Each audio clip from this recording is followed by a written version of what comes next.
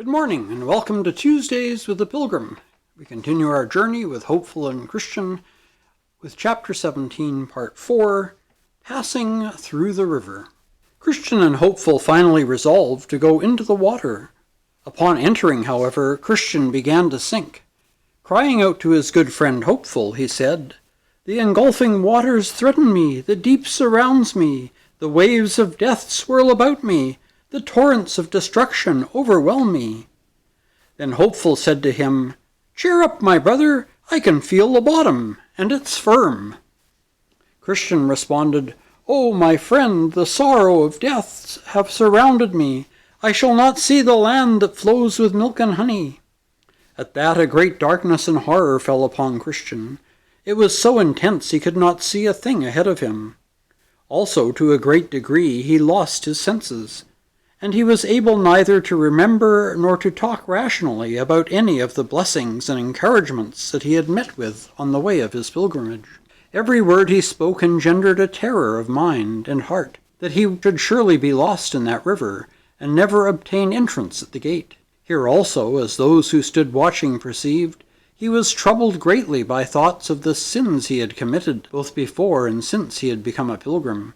It was also observed that he was being afflicted with visions of hobgoblins and evil spirits.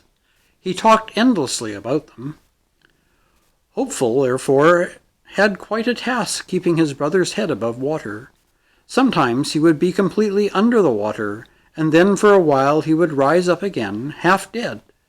Hopeful also would try to encourage him, saying, "Brother, I see the gate and men standing by it to receive us." But Christian would answer, it is you they are waiting for. You have been hopeful ever since I met you." "And so have you, Christian," Hopeful would answer. "Ah, brother," Christian responded, "surely if I was righteous, he would now arise to help me. But because of my sins, he has brought me into a snare and left me."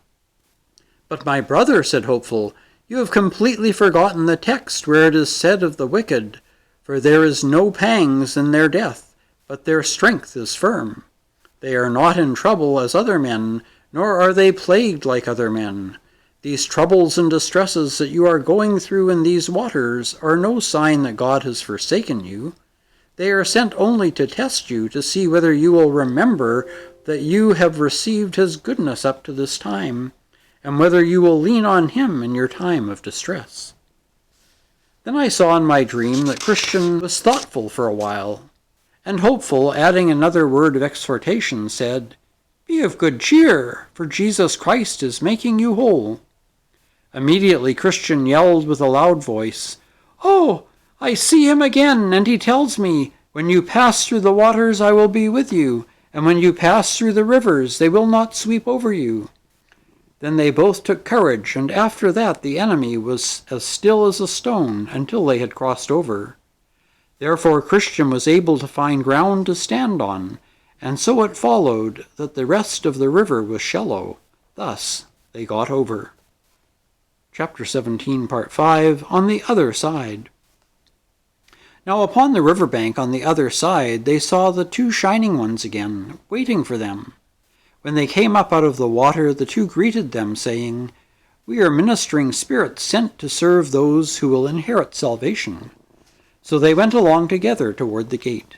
Now I would have you take note of the fact that the city stood upon a mighty hill. The pilgrims, however, went up the hill with ease because of these two shining ones leading them by the arms. They also had left their mortal garments behind them in the river, for though those garments entered the river with them, the pilgrims came out without them. Therefore they moved forward with great agility and speed, in spite of the fact that the foundation upon which the city was built was higher than the clouds.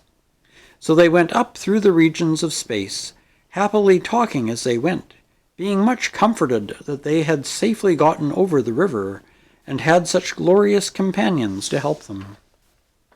Chapter 17, Part 6, What the Pilgrims Can Expect Ahead. The Shining Ones described to them the glorious splendor of the place. They told them that the beauty and glory of it was inexpressible.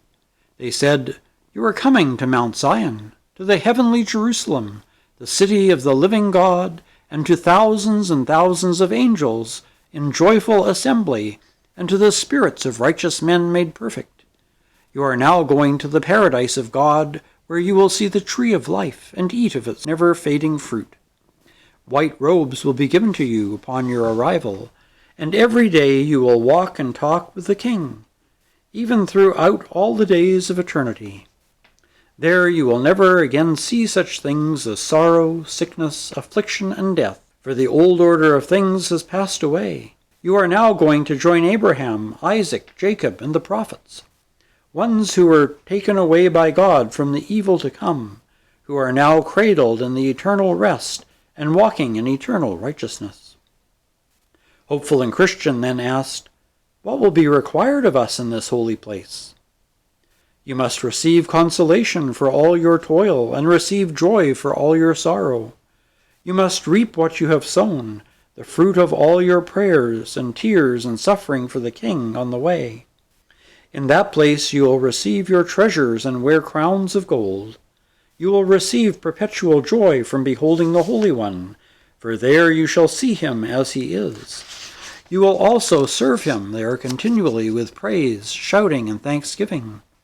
You so desired to serve him in the world, but it was very difficult because of your human frailties. Your eyes will be delighted by seeing, and your ears with hearing the Mighty One. You will once again enjoy your friends and loved ones who have gone there before you.